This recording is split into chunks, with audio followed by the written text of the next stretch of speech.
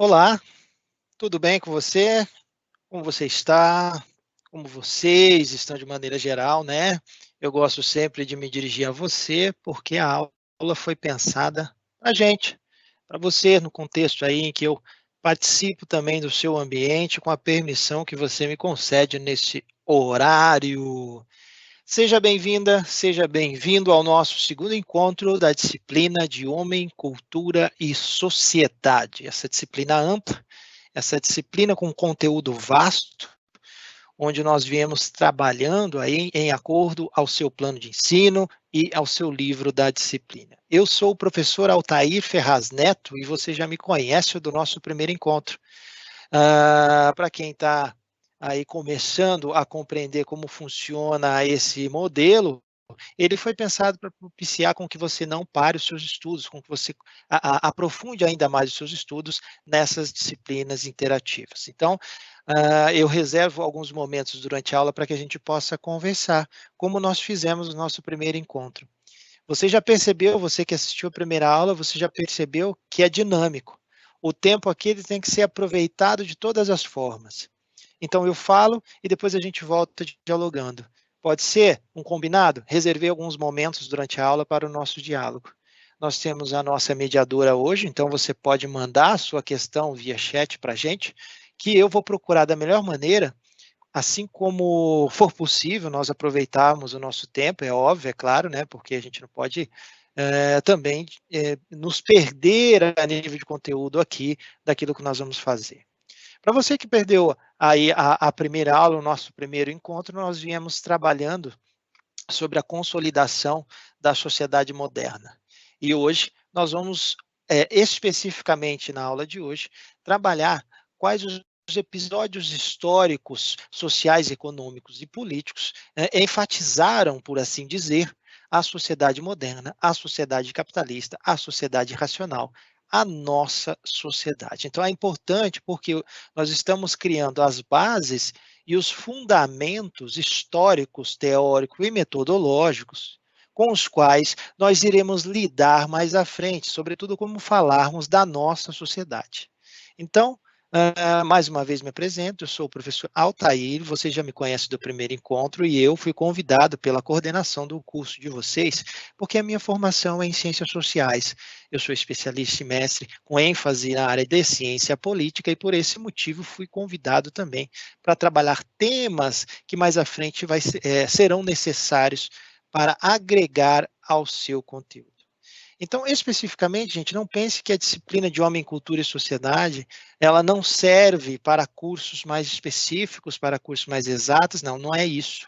Pelo contrário, todos os cursos precisam desse pensamento reflexivo, ético, crítico, racional. Isso vai nos ampliar metodologicamente. As ciências sociais, de maneira geral, elas são o fundamento da compreensão da nossa sociedade. Então, se eu não sei, não conheço um profissional, seja em qual área eu estiver atuando. Então, por isso, eu sempre gosto de fazer esse convite para você. Na aula de hoje, nós vamos fazer o seguinte: eu vou até voltar àquela tela, um combinado com vocês, e aí a nossa moderadora mandando boa noite para cada um aí também, boa noite para você e para cada um que entra participando da aula. Já que a gente está se apresentando e apresentando a aula número 2, cabe lembrar também para você buscar o seu livro da disciplina. Você vai perceber que eu estou me pautando pelo livro da disciplina, que por sua vez está ligado ao seu plano de ensino, que por sua vez tem uma bibliografia lá básica e que por sua vez também eu vou ampliar essa bibliografia em aula. Então, eu estou aqui dando aula para você e de repente eu dou a indicação de uma referência bibliográfica. E ainda cito para você ou não, se ela vai estar na sua biblioteca virtual ou se ela vai estar na internet, onde você pode encontrá-la de maneira ampla. Então, você já faça uso dessa ferramenta, por favor, é um pedido que eu faço para que a gente possa complementar essa disciplina e enriquecer ainda mais aí o seu material. Faça uso da sua biblioteca virtual. Instrumentalize, tem muitos títulos lá e a gente pode aproveitar, inclusive em aula. Tá bom? Combinado? Vamos lá para o nosso encontro número 2. Mande a sua dúvida, a sua questão ou contribuição no chat, que em um momento da aula eu vou parar para conversar com cada um de vocês no tempo que a gente tiver por aqui. Começando o nosso segundo encontro, então, eu vou até aproveitar para dividir a tela aqui de conteúdo com você. Nós vamos usar essa tela aqui um pouco, ó, onde você vai me ver no canto da tela com o aproveitamento do slide também. Vou habilitar aqui a minha caneta para que você possa acompanhar a disciplina. Homem, Cultura e Sociedade, nós vamos trabalhar hoje dentro da unidade de ensino 1, ou seja, do seu capítulo 1 do livro, na seção 2 e 3.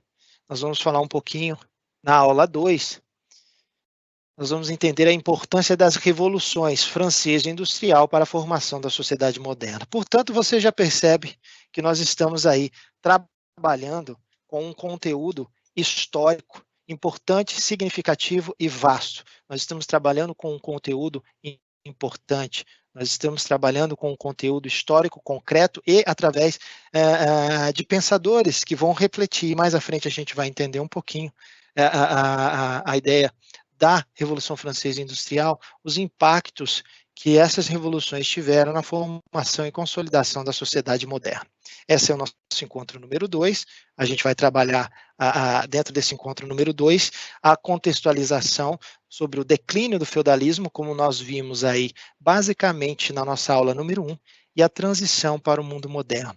2 episódios que marcaram essa passagem para a era moderna, a sociedade moderna. Então, quando eu falo da modernidade, eu estou falando do mundo moderno. Todo professor de sociologia gosta muito de trabalhar com essa questão do moderno.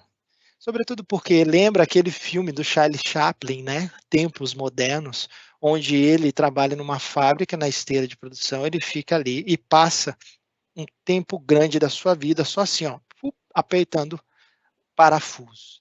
Ele mesmo entra em parafuso no filme, e aí a sátira é até muito bem humorada, se não fosse, né, o contexto trágico daquele processo de revolução industrial e da condição dos trabalhadores na época.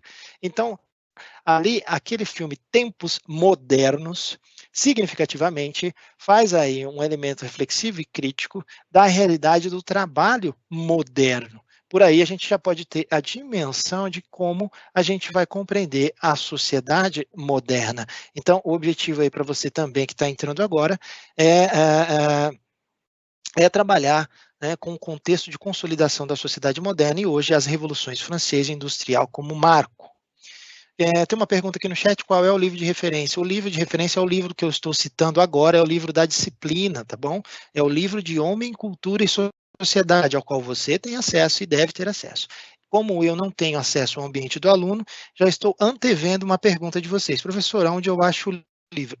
Você precisa encontrar no seu ambiente, ou se não tiver, solicitá-lo, porque esse livro é o livro da disciplina, é o livro de Homem, Cultura e Sociedade. Então, eu estou me guiando por esse material, lógico, sempre pautado no seu plano de ensino, porque faz parte do nosso processo didático aqui.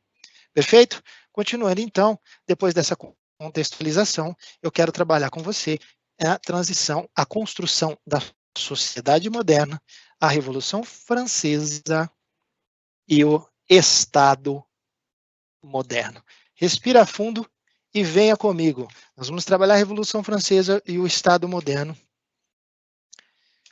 Porque o Estado moderno, ele surge da desintegração do mundo feudal, ou seja, da troca de relações políticas na Europa a partir do século XVIII, ainda, né, no final do período medieval, ocorre uma modificação no processo de centralização, concentração do poder das forças armadas, do monopólio da violência, da estrutura jurídica, da cobrança de impostos, de um corpo burocrático para administrar das leis e etc. Essa é a definição do surgimento de Estado moderno.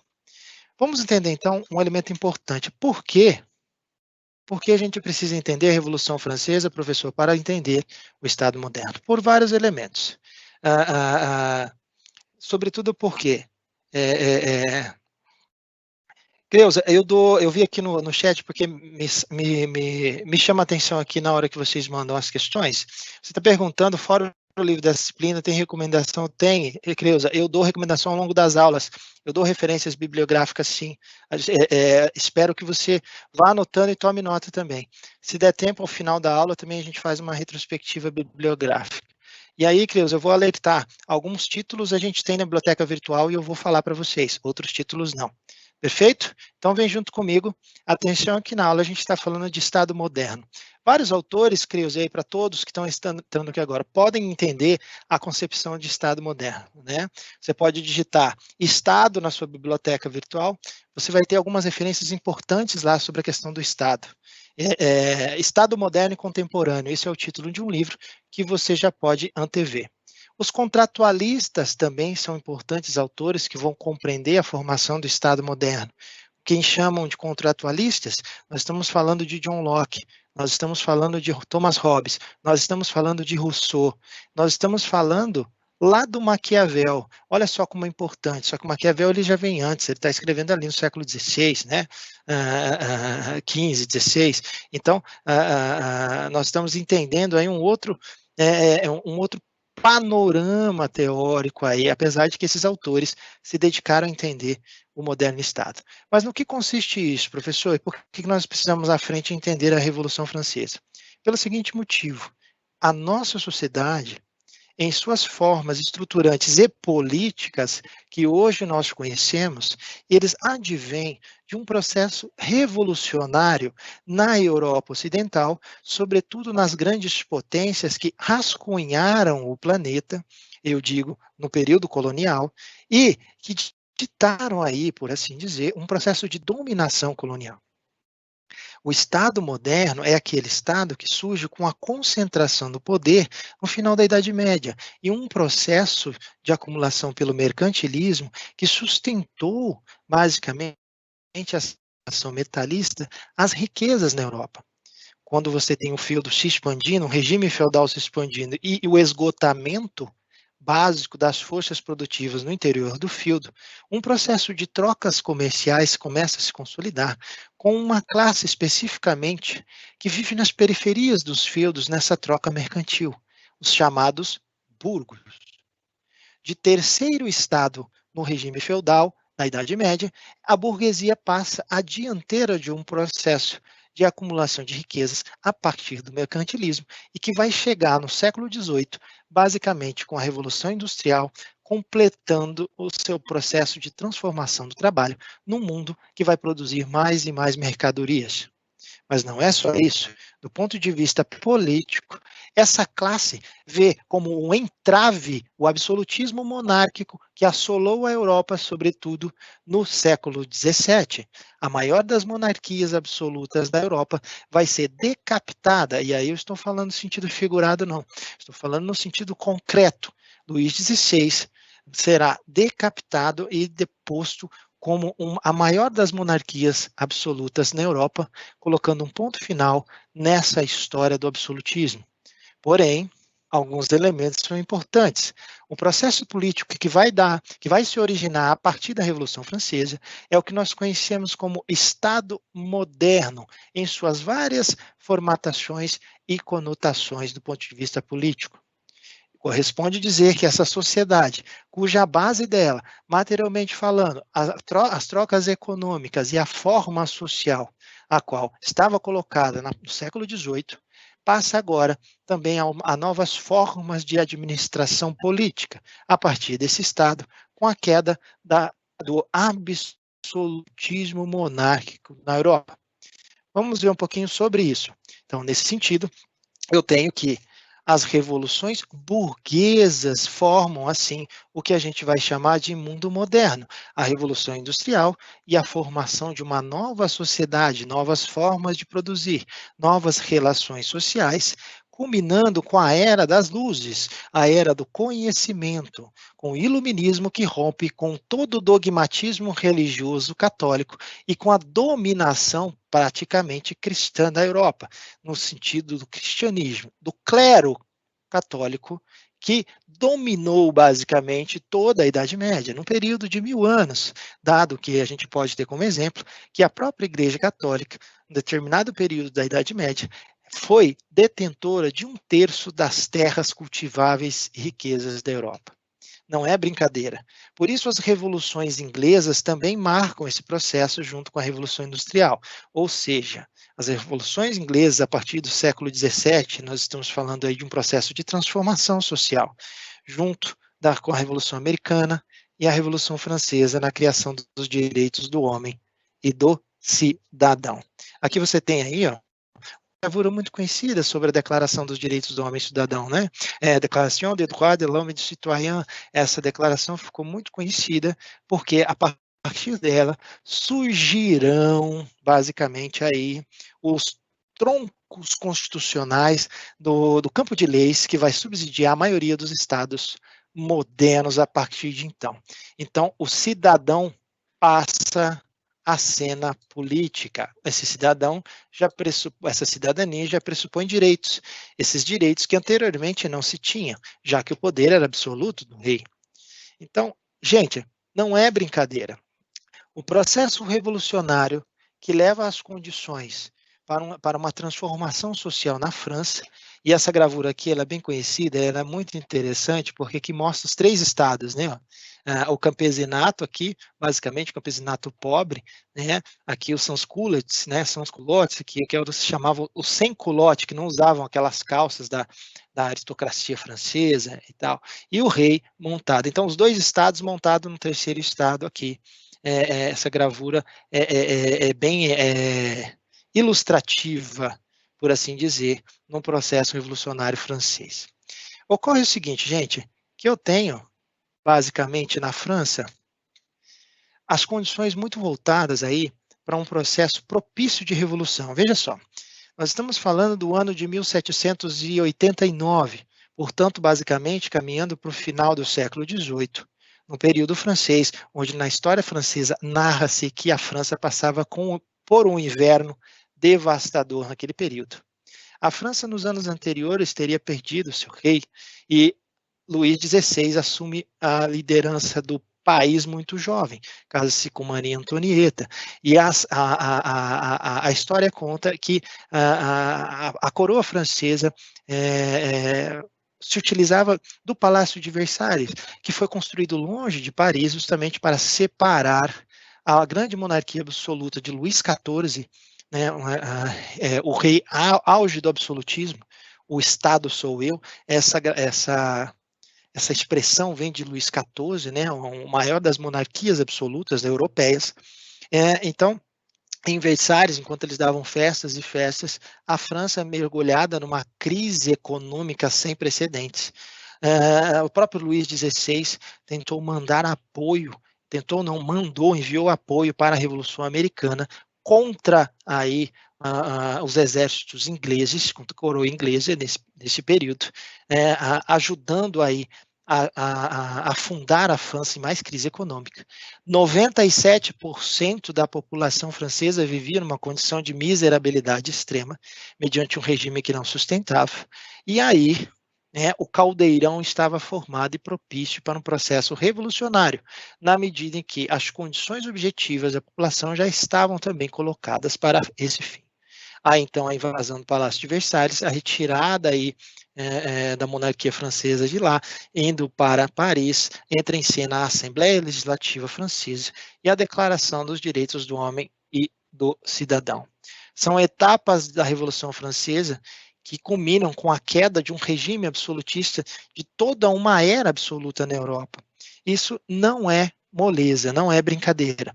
O Estado absolutista configurou-se a partir do século XII, a partir do século XII, isso, do século XIV principalmente, já que nós estamos falando do ano de 1383, com a Revolução de Aves, lá em Portugal, culminando com essa concentração econômica, essa concentração política, a concentração de impostos, a concentração de uma força armada específica para proteger determinado território.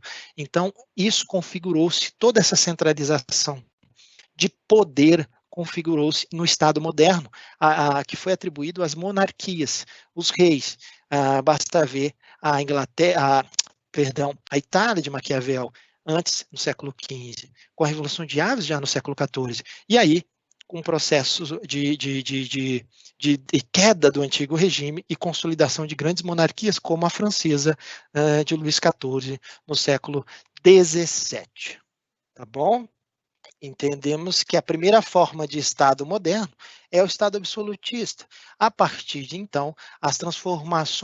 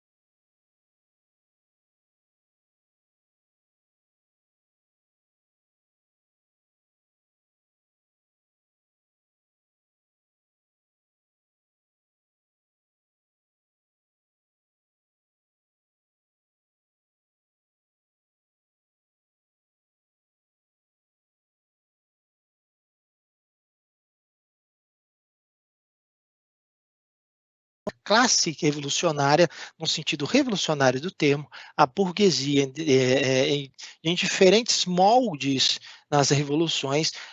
Basta ver que na Inglaterra, por exemplo, você tem a Revolução Industrial pulsando aí a partir do século XVIII. O ápice da Revolução Industrial e a gente já vai ver um pouquinho na aula de hoje, é lá quando no final do século XVIII, quando da invenção da máquina a vapor, um tear a vapor que estava voltado para a produção de tecido, nesse sentido, produzindo mais e mais, substituindo aquele trabalho artesanal. Então, mas isso é um processo que a gente vai ver com a Revolução Industrial. A Revolução Francesa, então, ela coloca os ideais burgueses, liberais e de igualdade no sentido da Declaração dos Direitos do Homem e do Cidadão, aí na ordem do dia, nessa nova formatação de Estado moderno, que parte da ideia de direitos, que parte da ideia, principalmente, dos três poderes. Barão de Montesquieu, do Espírito das Leis, fica uma referência para que vocês possam procurar. É nessa obra que Montesquieu vai escrever, por exemplo, sobre o legislativo, sobre o executivo, sobre o judiciário. Sobre a passagem, vou dar mais uma referência aqui, sobre a passagem do antigo regime, do período feudal para a era moderna, existe uma obra muito interessante, um ponto de vista histórico, que é de um autor chamado Léo Huberman, com H, Léo Huberman, com H. E aí ele vai intitular sua obra de História da Riqueza do Homem. Muito interessante também. Mais uma terceira referência que eu posso dar, que são clássicos aí da literatura histórica. A Era das Revoluções, de um autor de um autor que se chama Eric Hobsbawm. Eric Hobsbawm escreve, praticamente eu gosto de chamar de trilogia, mas ele tem mais, lógico. Então, o Eric Hobsbawm, ele vai escrever um livro titulado A Era das Revoluções. No segundo título, A Era dos Impérios. No terceiro título, A Era dos Extremos. Poderia citar mais bibliografia, mas eu só quero que você acompanhe aí os períodos no qual eu estou falando, tá bom? Então, a Revolução Francesa, ela marca, ela coroa, ela praticamente o marco aí da história das ideias políticas, da transformação para uma forma de Estado muito adequada ao liberalismo econômico. Vamos passar um pouquinho aqui, então, da Revolução Francesa. Quais foram as consequências da Revolução Francesa a nível de formação da sociedade moderna? Há um triunfo dos ideais burgueses, da ideia de liberdade, igualdade e fraternidade, da tricolor da bandeira francesa, das três cores, a abolição da antiga forma de sociedade, suas instituições tradicionais, costumes e hábitos e mudanças na economia, na política e na vida cultural. Perfeito? Entendemos aí as consequências da Revolução Francesa, um momento que eu vou deixar aberto para dar uma olhada aqui no chat, que vocês colocam, vocês me mandam questões, às vezes não consigo visualizar durante a aula, né? Deixa eu ver, tem bastante coisa aqui já, hein? Estou gostando de ver, gosto dessa turma porque a participação é importante. Então, aqui, quando você entrar anônimo, manda o seu nome na frente da sua questão, porque daí eu consigo conversar com você. Eu gosto de falar com vocês pelo nome, que aí eu vou, mesmo que sejam bastante alunos, eu vou me ambientando com vocês, né? Eu gosto de me apresentar, porque aqui a gente está com essa ferramenta justamente para tentar essa aproximação, né? Então, ó, me pergunta o seguinte, quando terminar a aula, sempre nos passe qual sessão você dará na próxima aula. Sim, isso eu faço no começo e no final da aula. A gente recapitula e contextualiza. A Creuza já respondi a dela. A Vitória. A Vitória faz a seguinte pergunta. Boa noite, Vitória, acerca do período do Iluminismo. Este é, então, sinônimo do Renascimento? Ambos possuem as mesmas características ideológicas? Vitória, importante pergunta sua, nos faz lembrar, do ponto de vista histórico, né, dos períodos do Renascimento e do Iluminismo. Vitória, são contextos diferentes, tá? Sobretudo porque a ciência está diferente nesse período. O Renascimento, a gente sempre faz essa vinculação do Renascimento no século XV, com Leonardo da Vinci, basicamente, aí, onde a Itália tinha um centro muito importante. Tanto que você vai perceber, Vitória, que Maquiavel, um dos pais da ciência política e das ideias políticas, ele surge aí nesse contexto, escrevendo sobre um processo de unificação da Itália, já que a Itália estava dividida em principados, né? Esse florentino, Maquiavel é de Florença, ele escreve o Príncipe, basicamente aí no começo do século XVI, onde entende um período, Vitória, que ainda está atrelado, que mais à frente vai levar ao mercantilismo. Então, são períodos históricos diferentes. Já o iluminismo, Vitória, está se remetendo ao século XVII, ao século XVIII, com os teóricos do iluminismo, que representa, por assim dizer, um rompimento com todo o processo ideológico da Idade Média. Por isso, iluminismo. Iluminismo de século das luzes.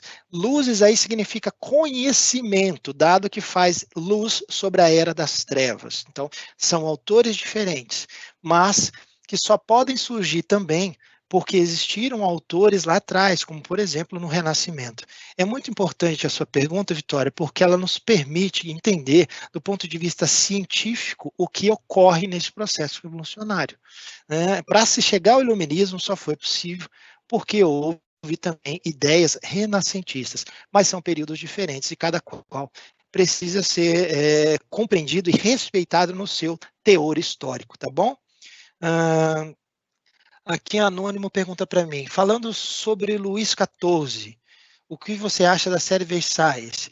Os alunos sempre me perguntam, mas eu vou pedir perdão para você, porque eu não assisti essa série, até fiquei muito tentado, mas eu não tive tempo para sentar e para assistir essa série. Mas me disseram que é muito boa em alguns momentos, eu vou assistir. Fica a indicação, né, para fazer a relação.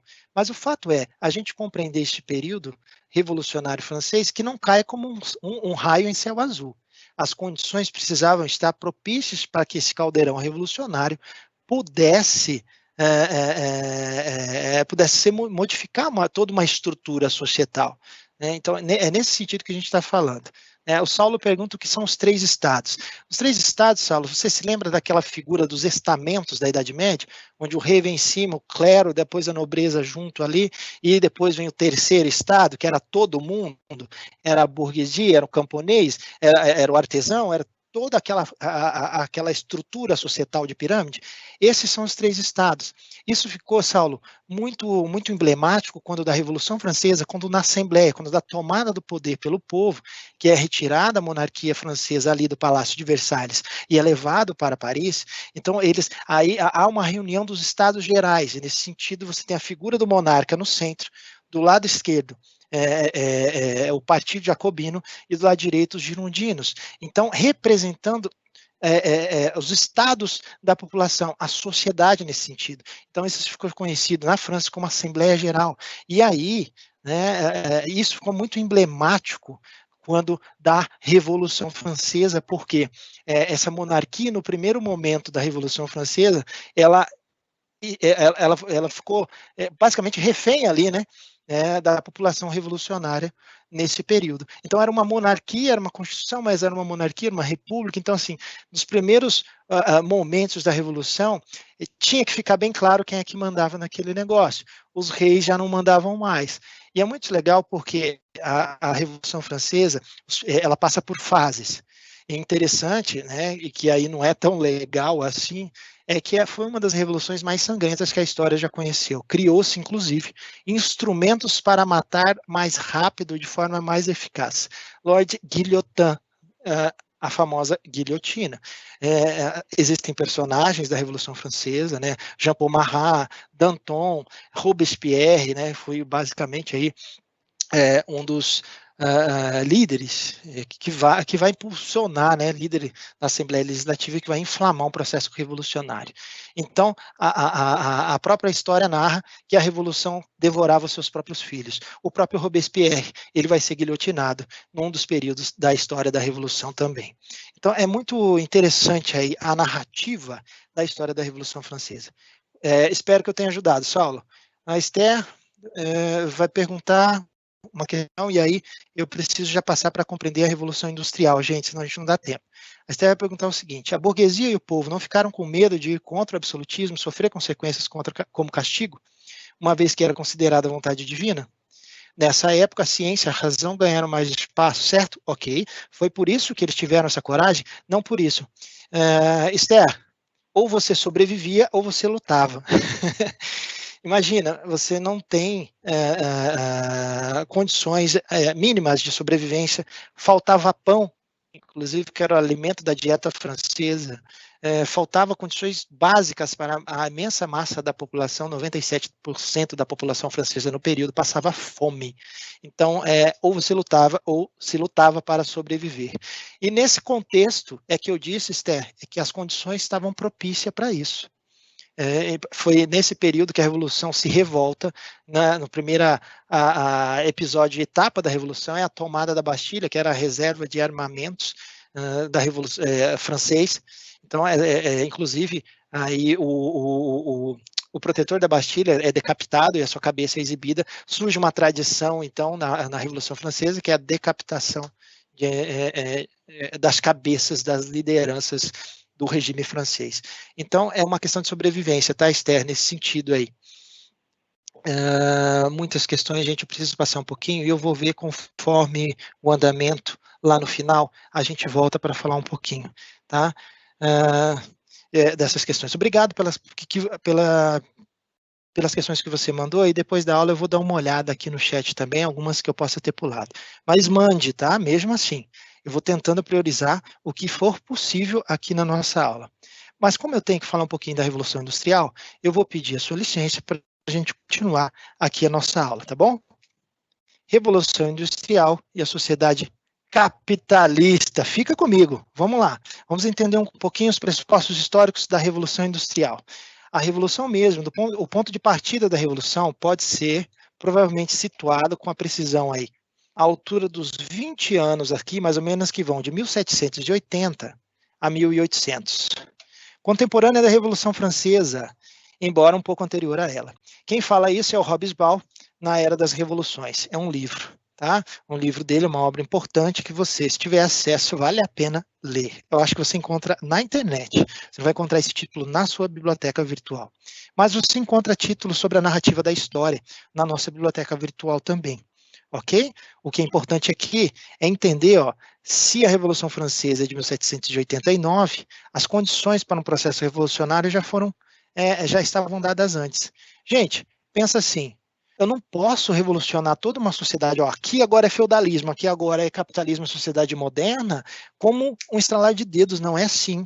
São séculos e séculos de transformação do trabalho, que com a Revolução Industrial, ela atinge aí uma espécie de formatação muito específica para a sociedade produtora de mercadorias. É essa a importância da Revolução Industrial. Ela começa na Inglaterra, porque na Inglaterra as condições do mercantilismo foram voltadas para um processo de expansão mercadológica e para a construção de mercadorias dentro da Inglaterra. Em 1776, tem um autor intitulado Adam Smith, com o nome que se chama Adam Smith, que intitula a sua obra de me fugiu o nome da obra agora, mas da Mão Invisível, A Riqueza das Nações. Esse é o título. Esse título você encontra na internet, tá? Naquela coleçãozinha, inclusive dos pensadores, você encontra o título do Adam Smith, e na nossa biblioteca virtual, eu lembro que tem um título assim, ó, A Mão Invisível. Exatamente, um dos textos do Smith está lá, A Mão Invisível, Adam Smith. Esse teórico escreve em 1776 A Riqueza das Nações, porque ele já está vendo um processo econômico muito diferente daquele do mercantilismo, que era de acumular riquezas. Agora não, as trocas, a divisão social do trabalho, a forma de produzir um alfinete, o primeiro capítulo do Adam Smith, a produção de alfinete, em 18 funções e tarefas diferentes para produzir um alfinetinho só, um faz uma coisa, outro faz a outra, o alfinete lá sai retinho, sai polido e etc. Então, ele vai entender esse processo agora através da Revolução Industrial também. Então, a mão invisível do Adam Smith é a mão invisível do mercado, que vai dizer que eu sou livre para escolher o que eu quero ou não e posso ou não fazer nessa sociedade de trabalho livre. Então, essa relação de trabalho é muito importante e a Revolução Industrial trouxe essa nova forma para entendermos. Por isso, a Grã-Bretanha possuía uma indústria admiravelmente ajustada à Revolução Industrial, pioneira sob condições capitalistas e uma conjuntura econômica que permitia que se lançasse a indústria algodoeira à expansão colonial. Por isso que a primeira máquina voltada para produzir mercadorias foi uma máquina a vapor, um tear a vapor. Daí que a Revolução Industrial, a partir de 1780, consolida uma sociedade capitalista, a partir de tecnologias e um modo de produção, produtor de mercadorias fabris. Agora não é o artesão da Idade Média, agora é o fabricante, é a indústria. É a passagem pode até anotar, gente, da manufatura para a maquinofatura. Um capital acumulado e organização do trabalho. Você tem a substituição, do trabalho manual e artesanal para a produção através de máquinas, fábricas e a eficácia. E o custo da produção desses produtos. Então, tem uma coisa muito legal que a partir do século XIX, olha só, vem comigo. Antes da gente falar um pouquinho. Vamos pensar numa cronologia aqui, para a gente situar a nossa cabeça. Eu gosto sempre de voltar na história, vou e volto na história e a gente situa o que estou falando. Século XVIII, 1780, o pulsar da Revolução Industrial já na Inglaterra e em vários países da Europa se inflama. Você tem a passagem para o século XIX, você tem as invasões napoleônicas. Com o fim da Revolução Francesa, Napoleão dá um golpe de Estado intitulado o 18 Brumário na França. A era napoleônica expulsa, inclusive, a coroa portuguesa de Portugal, que vem parar aqui no Brasil. O Brasil ainda é colônia nesse sentido, mas já recebe a matriz da coroa europeia, da coroa portuguesa. E nessa expansão napoleônica, Napoleão não consegue invadir nem dominar a Inglaterra, sobretudo porque a Inglaterra tem uma marinha muito forte e também já um processo social ali consolidando-se para uma nova forma de produção e troca capitalista, que é a partir da Revolução Industrial. Um crescimento urbano muito grande, inclusive Paris, aí uma capital muito importante nesse período, a Inglaterra também, Londres, nesse período é muito importante nesse processo industrial. Então, passa-se a produzir no interior dos países para essas trocas comerciais. Isso cria novas necessidades, né? E a ideia do mercantilismo, ela vai dando espaço paulatinamente para um processo industrial. Então, o trabalho. A ideia do trabalho, ela transforma toda uma sociedade sociedade, e a partir do ponto de vista político você tem as revoluções burguesas coroando a era moderna. No século XIX, você tem uma era de crises capitalistas, sobretudo porque essa acumulação originária do capital lá do século XVIII, ela só vai se completar lá no século XX, basicamente, e ela atinge um pico muito grande, sobretudo aí de crise. O que eu quero dizer com acumular? Você produz, mas a riqueza não vai para o trabalhador que produziu, a riqueza vai para o dono da fábrica, para os grandes industriais. Tanto que uma curiosidade do século XIX para o século XX é o caso norte-americano. A lei antitrust norte-americana. Pensa na gigante Standard Oil, em que passa a dominar de uma forma tão brutal toda a economia capitalista, que em pouco tempo ela já domina todo o mercado norte-americano de tudo. Do petróleo passa para a ferrovia, de ferrovia passa para outros bens. Então, fica uma gigante, algo tão brutal e gigantesco, que é necessário aí criar-se uma lei antitrust, antidomínio, antimonopólio. Por isso o capital monopolista, a fusão, o capital monopolista contemporâneo, ele é a fusão do capital industrial com o capital financeiro. E eu estou falando de esferas aí muito grandes da economia capitalista. Então, isso no começo do século XX já, né? Falando aí dessas transformações. Você tem também no começo do século XX, só para do ponto de vista histórico acontecendo, você tem o Fordismo, né? As indústrias Ford produzindo esse Cadillac aqui, ó, esse modelo, o famoso Ford T, né? Todos em série, todos no mesmo formato, todos da mesma forma, né? Como consequência da Revolução Industrial, você tem o crescimento urbano, mudanças na relação de trabalho e o tempo de trabalho e a disciplina na fábrica. Você tem o conceito de mais-valia já no século XIX sendo criado pelo Marx, ou mais-valor, que é o tempo de trabalho, do excedente de trabalho, que fica com a porção do capitalista. Então, a revolta e a organização dos trabalhadores no século XIX, e tem a questão ambiental também muito em pauta, ou seja, o planeta é finito. Quando você produz mais mercadorias, o planeta também sofre esse impacto. Então, nas esferas da vida social, a economia e a política se transformam brutalmente, e nesse sentido, a gente tem uma era toda voltada aí para a modernidade. Então, o Fordismo, por exemplo, ele, no começo do século XX, ele subsidia um novo modelo, uma nova forma organizacional do trabalho, que é a implementação da esteira de produção. Sabe aquela esteira do filme que eu ilustrei no começo do filme do Charlie Chaplin, onde a mercadoria vem até o trabalhador e o trabalhador fica ali parado no seu estágio da produção, só fazendo uma ou duas funções ali de acoplar a mercadoria. Então, a mercadoria vai até o trabalhador agora na esteira. E esse modelo revoluciona através do Fordismo, com a implementação também do Taylorismo, que é a ideia do tempo e movimento, da gestão na fábrica, da gestão científica na fábrica. Taylor coloca, analisa, inclusive, a anatomia humana para que você possa produzir mais em menos tempo. O tempo que o trabalhador leva para montar aquela peça e aquele produto.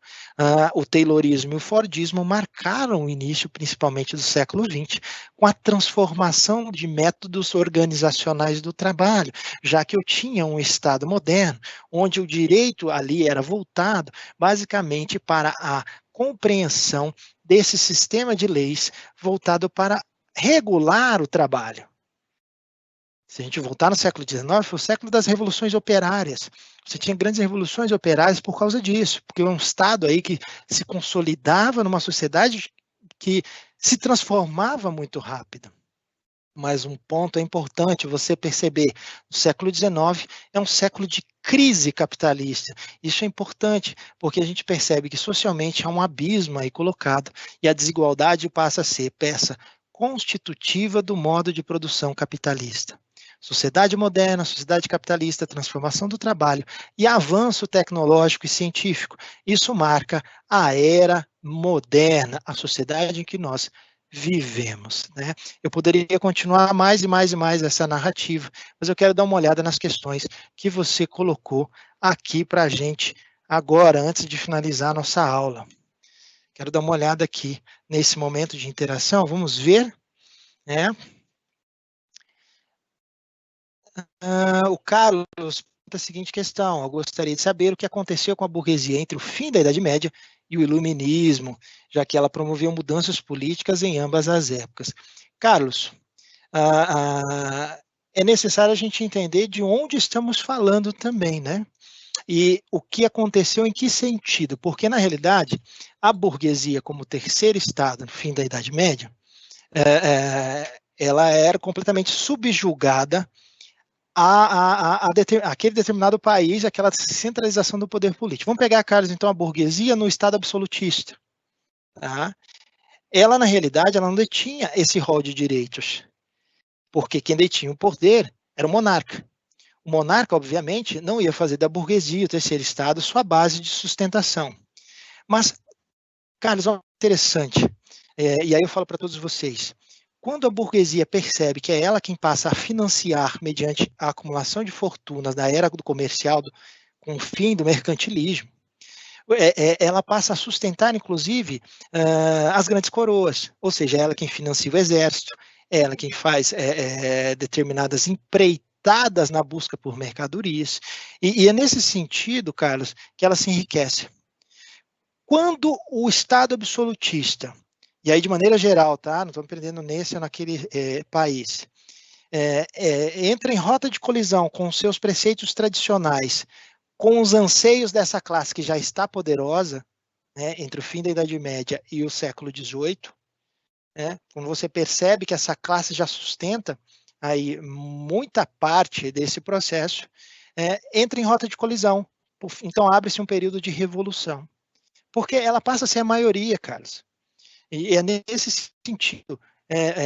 Se você tem a riqueza e a maioria, o tradicionalismo do Estado, do direito divino, da ideia do absolutismo, ele passa a ser um grilhão, ele passa a ser um entrave àquela era comercial que se desenvolve.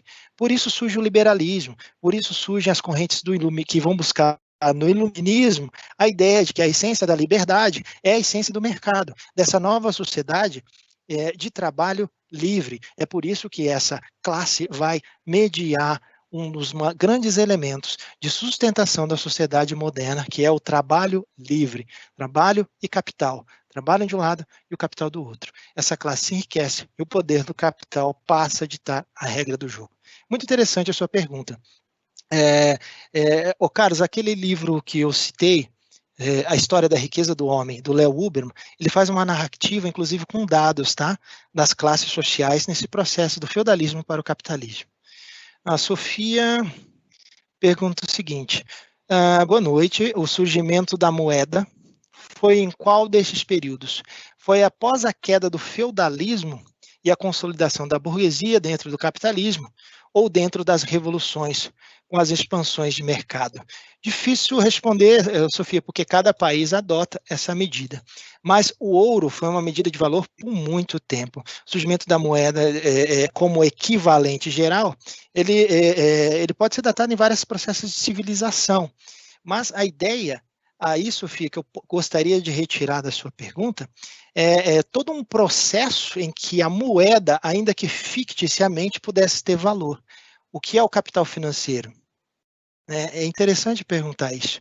Em que fase do capitalismo, né, nós adotamos esse processo de financiarização da economia que propiciou com que o capital transpusesse o planeta de forma mais geral, né? Porque a moeda, ela é um equivalente geral, trocável por todas as mercadorias, né? O ouro, Sofia, exerceu esse papel durante muito tempo, né? E aí propicia-se com que as trocas mercantis possam equivaler, nesse sentido. Então, você sai de um regime de feudalismo, onde a produção e o excedente da produção para a subsistência estava voltado à agricultura, e passa agora, através dessas trocas mercantis, o ouro exerce muito tempo esse papel.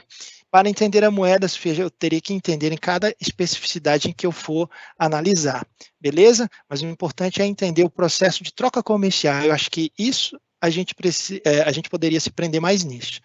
A Fernanda vai perguntar a seguinte questão. A Revolução Industrial ocorreu antes da Revolução Francesa? Quantos anos aproximadamente antes uma da outra? A Revolução Industrial, ela combina com um processo, Fernanda, no século XVII, tá? Para o século XVIII, mas o ápice da Revolução, a Revolução Industrial mesmo, que é o uso de mercadoria, de máquinas na indústria, no espaço fabril, para a produção de mais mercadorias, no final do século XVIII. E não é por acaso, Fernanda, que a Revolução Francesa também acontece em 1789, final do século XVIII, porque é necessário, já que a transformação econômica também haver uma transformação política, porque essa sociedade revolucionou os meios de produção e troca. Só que as revoluções inglesas, por exemplo, Fernanda, elas acontecem antes, tá? Elas acontecem um pouco antes da Revolução Francesa. É que a monarquia francesa, ela é a maior, é o símbolo do absolutismo. Por isso que ela tem bastante impacto no processo de transformação político. O Eric, deixa eu ver se eu consigo responder mais questões. O Eric pergunta o seguinte: qual o papel das grandes navegações, também conhecidas como expansão marítima, para a consolidação do capitalismo, principalmente no que se refere ao conceito de imperialismo? Eric, resumidamente, por exemplo, Portugal e Espanha, principalmente Portugal, não consegue reverter o processo de acumulação mercantil nas condições favoráveis para a Revolução Industrial. Quem faz isso é a Inglaterra. Tanto que a Inglaterra embarga muito do tráfico negreiro português vindo para a colônia portuguesa, que era o Brasil. A Inglaterra impõe sanções muito importantes a isso, porque ela já está vendo uma nova dinâmica societal e um processo de acumulação diferente, né? Tanto que a expansão marítima, ela serve muito no período colonial e principalmente no período do mercantilismo, para a acumulação de metais preciosos, mercadorias e riqueza dentro das coroas, ok? Entendendo?